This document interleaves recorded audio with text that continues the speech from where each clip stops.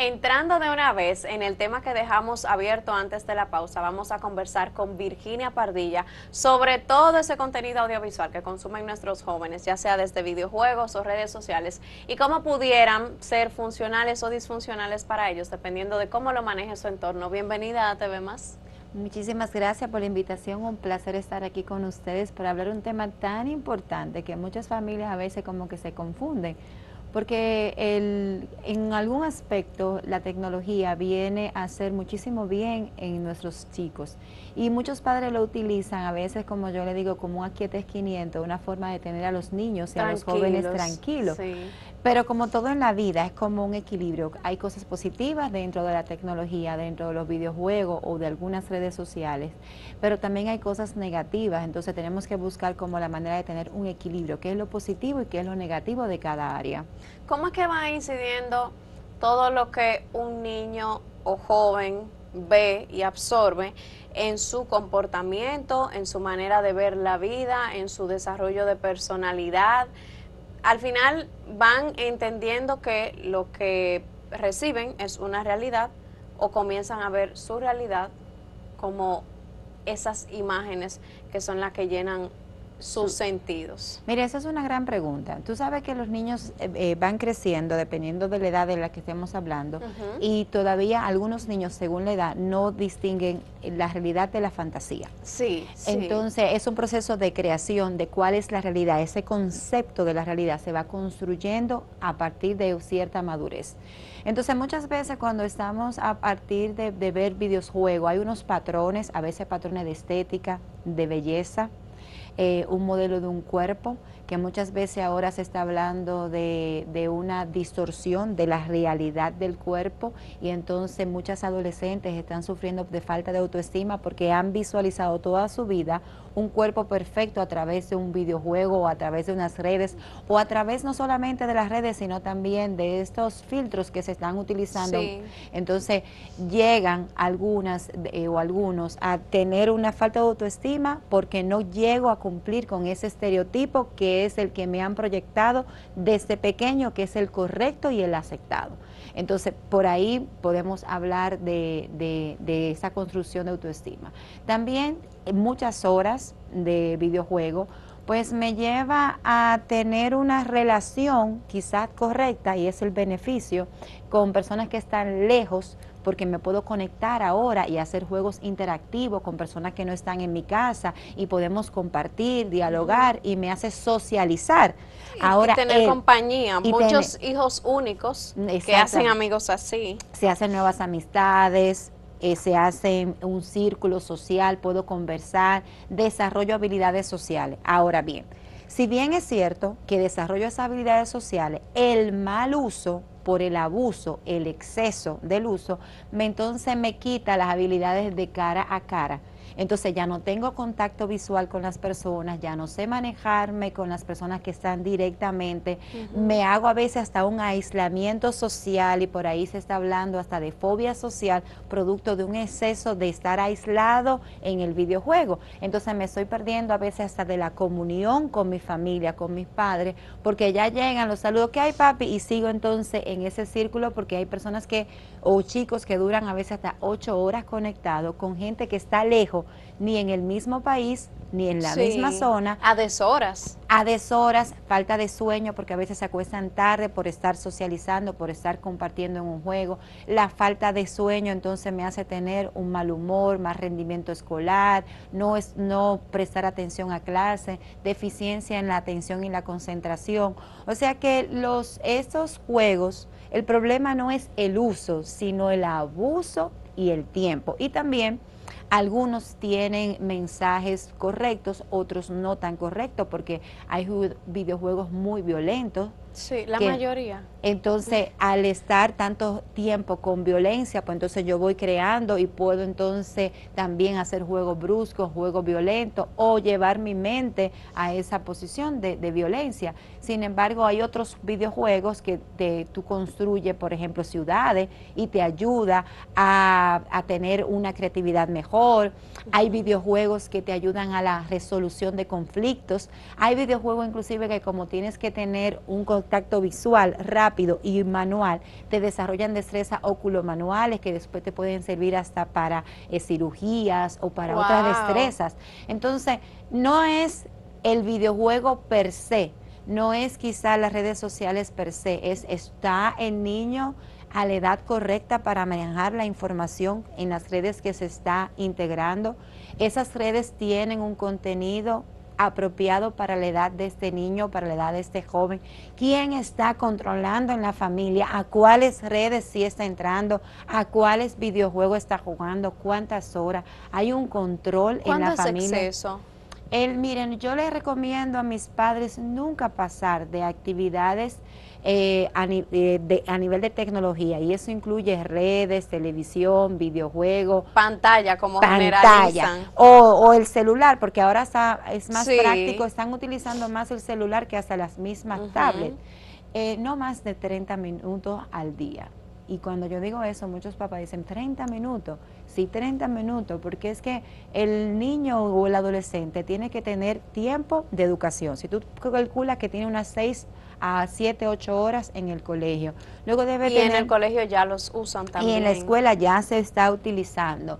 Tiene que tener tiempo de recreación, pero la recreación no solamente puede ser el día entero en una tableta o en algo electrónico, porque tienen que correr, brincar, saltar, tiempo para leer, tiempo para la creatividad, para ejercitarse, hacer un deporte.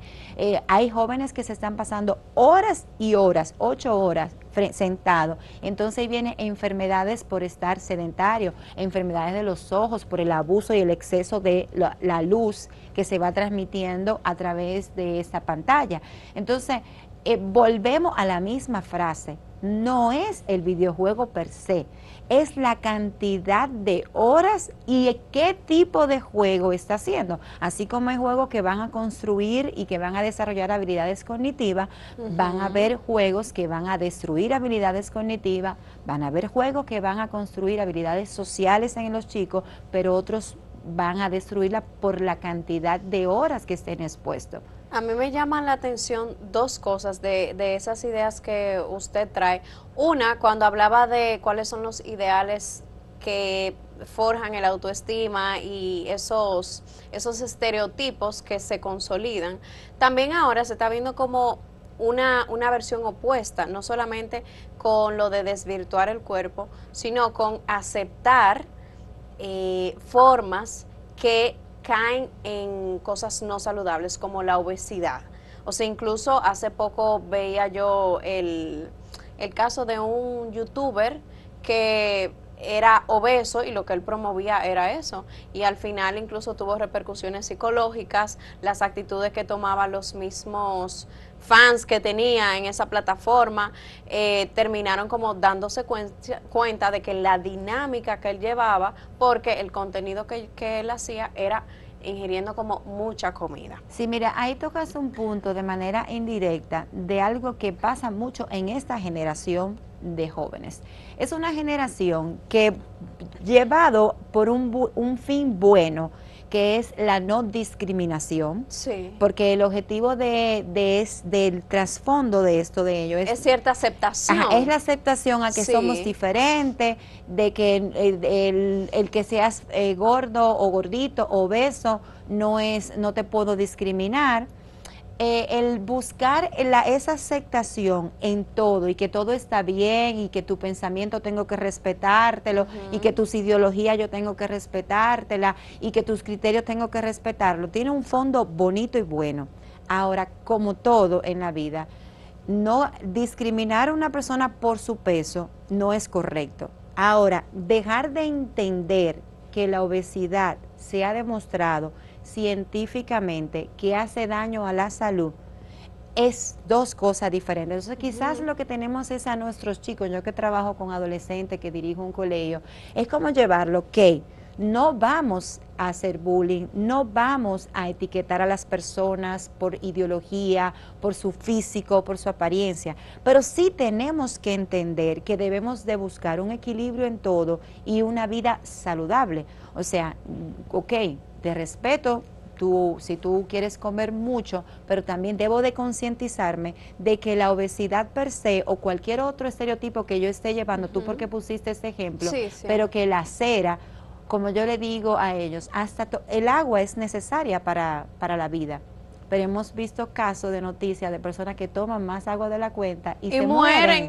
Entonces, sí, es como buscar y enseñarle a los adolescentes el equilibrio de la vida. O sea, ok, yo debo respetar tus ideologías, pero también debo entender que hay ideologías o conceptos que laceran. Correr es bueno, pero cuando tú te excedes de la cantidad que tu cuerpo permite, pues muchas veces terminamos con una lesión en la rodilla. Sí. Entonces, como hacerle ver a estos adolescentes que el exceso a veces no es tan saludable. Excelente. Yo voy a querer entrar después de la pausa en el tema de la adicción a este tipo de cosas. ¿Qué tanto lo estamos viendo en los jóvenes que ya crecen con esto y qué podríamos hacer nosotros para tratarlo en nuestras casas si se presenta un caso? Vamos a la pausa y volvemos en breve.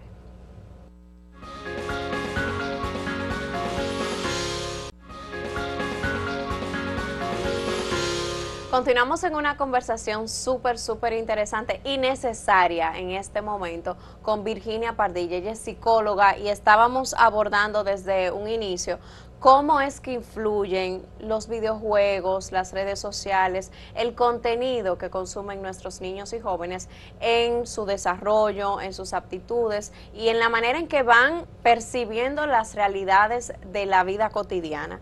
Entonces, entrando en ese tema, llegamos a lo que puede ser la adicción a las pantallas. ¿Qué tanto nosotros lo estamos viendo en los jóvenes que, como comentábamos fuera del aire, están todo el tiempo utilizando una pantalla, comiendo, entre familiares, en el vehículo, cuando van a una actividad social, cuando se juntan, todo incluye una pantalla?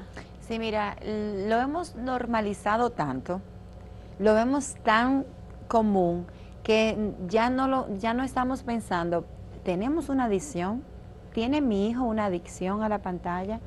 Porque muchas veces hasta el mismo padre o la misma madre lo tiene y está adicto. Y ella o él lo está viendo como normal. Estamos viendo como normal que hicimos una reunión familiar para comer todos juntos un domingo en casa de la abuelita o en casa del tío y que todos, en vez de estar conversando, estamos en el celular. Estamos viendo como normal que nosotros los adultos nos invitamos unos a otros a reunirnos como amigos y estamos en el restaurante y en vez de estar conversando estamos todos en unas redes. Entonces las pantallas han venido a acercar lo que están lejos y alejar lo que están cerca y no nos estamos dando cuenta. Lo primero es reconocer, ¿estoy siendo yo adicto a la pantalla? Ya la Asociación Mundial de la Salud lo encuentra como una enfermedad, adicción a la tecnología, adicción a la pantalla, y lo describe así. Estamos preocupados los médicos, los del área de la salud, los del área de la psicología y los del área de educación, porque la sociedad no se está dando cuenta. ¿Por qué? Porque ahora se habla a nivel de neuropsicología que la pantalla y el estar en las redes te hace una liberación de una hormona que te dan como placer. Entonces ese placer te va llevando a estar adicto sin darte cuenta que después, al igual por ejemplo como casi todas las adicciones, tú tomas alcohol y de repente tú te sientes como bien, te sientes happy, te sientes alegre y entonces sigues tomando y después el mismo alcohol te lleva a una depresión. Y una reincidencia. Y a una reincidencia. Es lo mismo que la adicción al cigarrillo. Pues la adicción o la adicción a la comida. La adicción a la tecnología en un principio te da como una sensación de placer. Al darte esa sensación de placer, que a veces ni siquiera la hacemos consciente, sino inconscientemente, pues entonces te vas convirtiendo cada vez más adicto, pero te va llevando entonces a dañarte otras áreas, porque el abuso entonces primero físicamente, el sedentarismo, como te dije ahorita, lo de la visión, te va quitando el sueño. Cuando tú ves, por ejemplo, usa la tecnología de noche, la luz que tira, pues entonces te mata, para que más o menos me pueda entender, deja de producir melatonina. Al dejar de producir melatonina, pues entonces no duermes, y al no dormir, pues entonces te levantas cansado, luego el efecto de no dormir, el mal humor, la falta de atención, la falta de rendimiento, la falta de concentración, concentración, si eres adulto en el trabajo, si eres un niño entonces en la escuela, si estás en la escuela o estás estudiando, la falta de atención en concentración, bajo rendimiento académico. Entonces vemos a nuestros hijos o no lo vemos porque no lo estamos supervisando, que tienen más de 3 horas, 4 horas conectados a una red o a una tecnología o a una pantalla, y los que se dan cuenta lo ven como normal y muchos otros ni siquiera saben que sus hijos están durando tanto rato. A veces los chicos se acuestan supuestamente y después de que estamos dormidos, pues entonces ellos se conectan, ya sea para conversar, para jugar, para interactuar, y entonces baja el rendimiento académico también. Y tú lo ves en las aulas que muchos profesores se están quejando de que los chicos quieren andar cabizbajo y no prestan atención porque tienen sueño. Y tú dices, ¿y por qué tienen sueño? Entonces el rendimiento académico baja. Entonces lo primero es reconocer que tengo un abuso y un exceso de uso de la tecnología en mi vida. ¿Para qué? Para poder prevenir los daños colaterales que hace el abuso, como cualquier abuso de lo que sea. Sí, entonces, es la primera recomendación a los padres que me escuchan. ¿Y los padres están conscientes de cuando sus hijos están abusando de la tecnología? Mira, yo creo que a pesar de que hay control, porque hay muchísimos mecanismos que tú le puedes poner para darte cuenta a qué página tus hijos entran, a qué hora entran. Hay padres inclusive que pueden hasta bloquearle el uso de las redes sociales. Hay muchas maneras ya hoy en día como un padre puede tener control de qué su hijo ve y a qué hora lo ve. Pero a pesar de que existe, la mayoría de los padres no lo usan porque no se han dado cuenta del daño per se que le hace. Ahora es que la ciencia va a hablar mucho de este daño, los programas como este, las revistas, las personas que están googleando, están viendo que nosotros los psicólogos estamos preocupados por este daño, sobre todo en nuestros jóvenes. Entonces quizás muchos papás ahora van a despertar y van a decir, wow, yo lo hacía y lo permitía inconscientemente, ni siquiera porque era un mal padre, quizás porque ni siquiera se estaba dando cuenta del abuso o del exceso del uso o de las consecuencias que estaba teniendo su hijo por él permitirlo. Entonces quizás ahora vamos a crear conciencia y programas como este son súper necesarios porque todo el que está escuchando ahora, quizás tú le despertaste y dice, yo nunca lo había pensado, yo no había pensado que sin querer, yo permitiéndole esto, yo lo veía tranquilo, que estaba concentrado, que no estaba en nada malo, que no estaba quizás en la calle, haciendo algo, está en mi casa, yo estoy teniendo control de qué está haciendo, está bien cuidado, no le está pasando ningún riesgo porque ahora hay un temor excesivo también de que los hijos salgan por la inseguridad. Entonces el papá lo ve de manera inconsciente como que está todo bien y no está pensando, pero espérate, quizás dentro de la casa, teniendo yo control de lo que está haciendo, puede hacer otras actividades y volver a leer, volver a la parte de pintar, de trabajar con bloques, de hacer ejercicio y hacer como un equilibrio. No es que le quiten la tecnología, porque si no mis chicos me van a matar, ¿verdad? No, y ya el mundo en el que viven no les permite alejarse completamente de eso. Pero sí que es una realidad. Que tengamos un control, como yo te dije ahorita, fuera del área. Hacer ejercicio es bueno. Pero si yo me pongo a hacer quizás todos los días 20 horas diarias de ejercicio, mis músculos se van a desgastar, o sea, es el exceso. Entonces quizás no es apartar a los jóvenes de la tecnología, se necesitan, ellos nacen en el mundo de la tecnología, ellos son tecnológicos, pero quizás entonces ponerles pauta, qué páginas entran, a qué hora entran, cuánto tiempo entran, qué están viendo, qué contenido tiene, qué le está enseñando, qué valores están transmitiéndolo ese contenido. Entonces ya yo teniendo como un control de esto, puedo discernir y decir, bueno, en este momento, a esta página y a esta hora, mis hijos, esta tecnología no le hace daño. Ahora, por encima de esto, entonces debo de tener cuidado. Los colegios, ¿qué tantas responsabilidades están asumiendo con relación a esos efectos? Yo le comentaba un dato que a mí me sorprendió mucho del uso de pantalla, que me hizo una coach de salud integral, sobre cómo incidía o cuál era la reacción cerebral que creaba el uso de pantalla mientras nosotros comemos. ¿Cuánta gente en nuestro entorno, haga la pregunta en su casa o piense usted mismo, no come viendo una pantalla o usando el celular respondiendo mensajes o se ponen a ver una serie, una película? Y lo que me explicaba esta doctora es que el ojo humano percibe la luz, tanto que se habla de la luz azul, como una amenaza. Entonces, mientras nosotros comemos y recibimos ese estímulo, todo nuestro sistema concentra la atención en qué, en atender esa amenaza que está recibiendo y desconcentra atención de la digestión y el procesamiento de los alimentos, que termina teniendo un efecto en la actividad cerebral.